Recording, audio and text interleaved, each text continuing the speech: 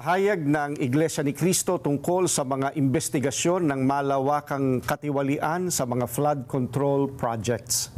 Kailangang mapanagot ang pinakaugat ng mga pagnanakaw ng daan-daang bilyong piso sa kaban ng bayan.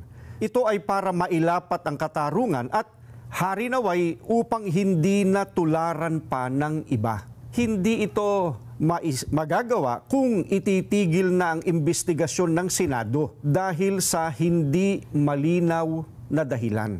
Hindi rin makatutulong ang investigasyon ng ICI sa palihim nitong pag-iimbestiga.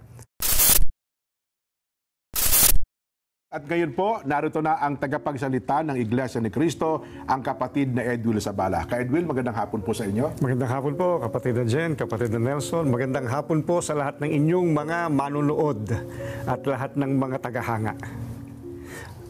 Payagan po ninyo na basahin ko na. Ito pong statement ng Iglesia ni Cristo galing po sa tagapamahalang pangkalahatan, kapatid na Eduardo V. Manalo. Pahayag ng Iglesia ni Cristo tungkol sa mga investigasyon ng malawakang katiwalian sa mga flood control projects. Ang Iglesia ni Cristo ay payapang nagmamasid sa kasalukuyang nagaganap sa Pilipinas, kalakip ang pananalangin sa Diyos na sana ang makapamayani sa ating bansa ay ang kapayapaan at katarungan. Ang mga pagtatalo-talo at pag-aalitan na ibinunga ng malaking eskandalo ng katiwalian sa libu-libong flood control projects ng kasalukuyang administrasyon at ang mga pag-aawayang pampulitika ang dahilan ng mga kaguluhan ngayon sa ating bansa. Nakita namin ang ginawang hakbang ng pamahalaan sa layuning alamin ang punot dulo ng mga napaulat na mga anomalya sa mga nasabing proyekto. Bukod sa sinimulang mga pagdinig tungkol dito ng Kamara at Senado, ay itinatag din ang Independent Commission for Infrastructure, ICI. Tulad ng maraming Pilipino, naghihintay din kami hindi lamang sa magiging resulta nito na dapat ay totohanan at mapagtitiwalaan, kundi kung paano ito maisasagawa ng walang pag-aalinlangan. Gaya ng nararapat, kailangang mapanagot ang pinakaugat ng mga pagnanakaw ng daan-daang bilyong piso sa kaban ng bayan sa panahon pa naman ng paghihirap ng mga mamamayan. Ito ay para mailapat ang katarungan at harinaway upang hindi na tularan pa ng iba. Subalit, hindi ito magagawa kung ititigil na ang investigasyon ng Senado, gaya ng napapabalitang gagawin ng liderato nito dahil sa hindi malinaw na dahilan. Gayun din, hindi rin makatutulong ang investigasyon ng ICI sa palihim nitong pag-iimbestiga. Ano pat anuman ang maging resulta nito ay posibleng hindi maging katanggap-tanggap sa mga mamamayan at makadagdag lamang sa nagaganap na kaguluhan at kawalang katiyakan. Kailangang bukas at dapat masaksihan ng sambayanan ang mga pagdinig sa isinasagawang investigasyon. Naniniwala kami na para magkaroon ng kapayapaan, kailangang patuloy na imbestigahan ang malawakang katiwaliang iyon at isagawa ng may transparency at walang kinikilingan o pinagtatakpan. Isa itong kahayagan ng sinseridad ng mga kinauukulan.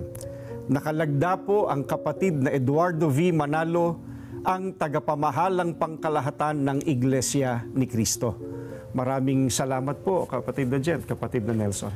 Maraming salamat po, Ka Edwil. Magbabalik pa po ang Saganang Mamamayan. Ihabol na po natin yung mga pagbate para wala gong magtampo, no ha? Palitan tayo, ha? Sige. Para walang kinikilingan.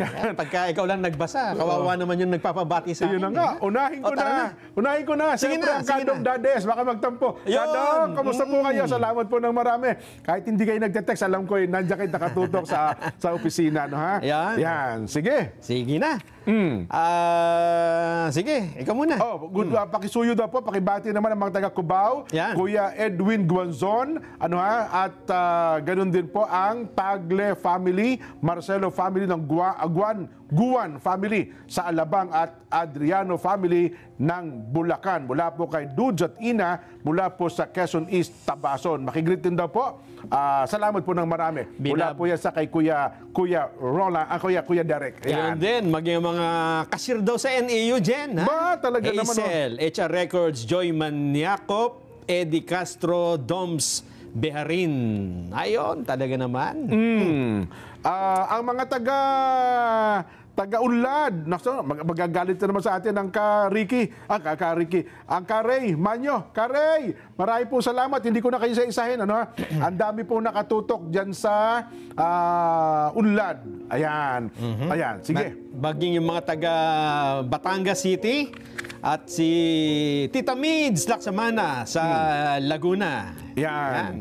Ang mga taga-Housing Finance, LIG Condo, Centerville Extension, binabati po kayo ng Kuya Abet Malate. Ayan. At ang mga taga-Pinugay pala dyan ay magdiriwang ng kanilang 50th anniversary. Uy! Ayun, golden anniversary. Oho. Yan, mula kay Melody Pascua. Mula sa Pinugay, malapit naman dyan na Makabud. Ang June Sumatra, ang kanilang bagong kuya. Kalilipat lang, isang linggo pa lang. Yes. Kuya June, congratulations. At umiikot na doon sa ating mga kabarangay para mag-like sa Saganang Mamamayan. Happy 65th birthday naman kay Engineer Nel Singson ng DCEL. Talaga naman. Sabi naman ng President CRB, pabati po ang mga taga Don Carlos Bukidnon sa pangunguna po ng Ka Romel Silva. Nag-aabang po ang buong distrito sa Saganang Mamamayan.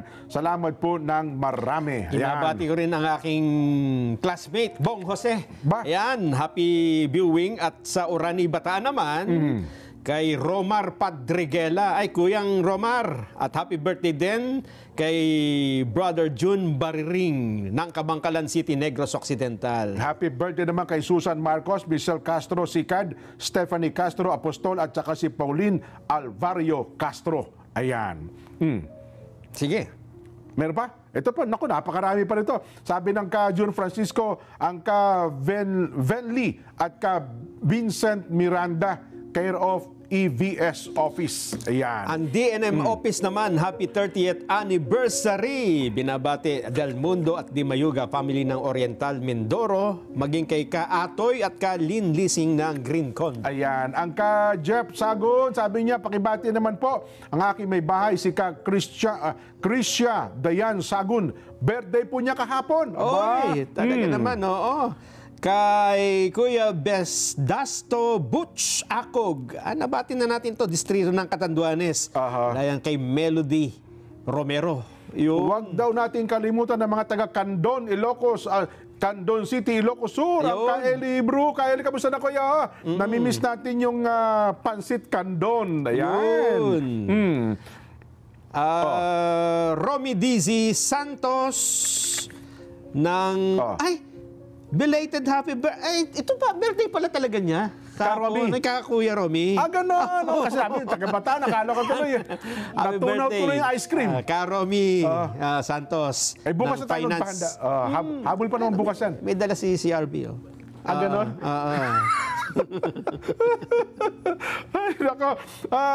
Caro Sierra po, asawa ni Rico Sierra ng Kalinga. Mga in-laws ko, salamat po ng marami. Mula po kay Kuya Eric Perez. Happy viewing po at kamusta po kay Ronel Diazeta at Canida Diazeta ng EBM Tagaytay. Lagi po nakatutok sa ating programa. Ingat po lagi, pagbati from Apong Baste, Jack at Nobi. Nakikiramay lang tayo dyan sa pamilya ni Kabet Flores Lagman ng Tabun, Angeles City.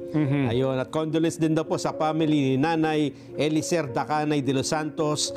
Nandyan naman sa Mary Funeral, Angeles City. Yan. Ang ka June Castillo naman, ang buong Bulacan po ay nakatutok, naghihintay sa magandang balita. Salamat po marami.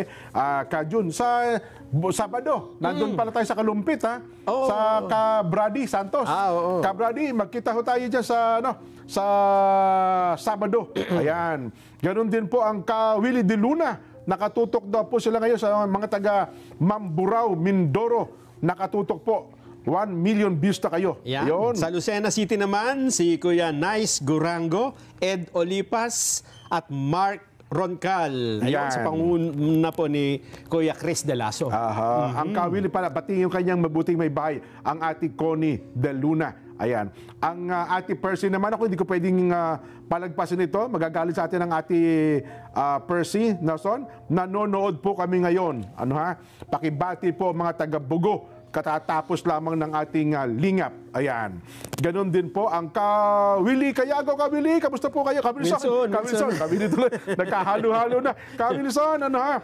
Kuya Ricky Semtaco at George Paraon. Ayan. Andy at Lily Milio ng Southern Leyte. Happy birthday naman kay Marcelino Repolyo. Hello sa mga taga-La Union from Fel and Camira Balen. Happy birthday kay Tina Kukal ng Alaminas City, Pangasinan. At happy viewing kay Brother Jesse Capuno at sa kanyang may bahay, Lynn Capuno from District Staff ng La Union.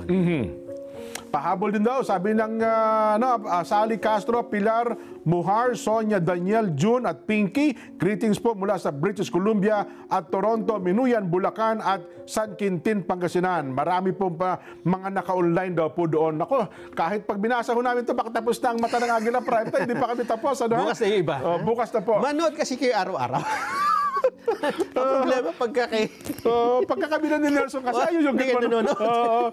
ay again po, binibigyan namin ng pagkakataon. Sana po ay tulungan nyo kami ha. Mag 1 million views para maabot na natin yung gold button. Subscriber. 1 million subscriber ng YouTube. Puntahan nyo po yung Net25 News and Information. Yan.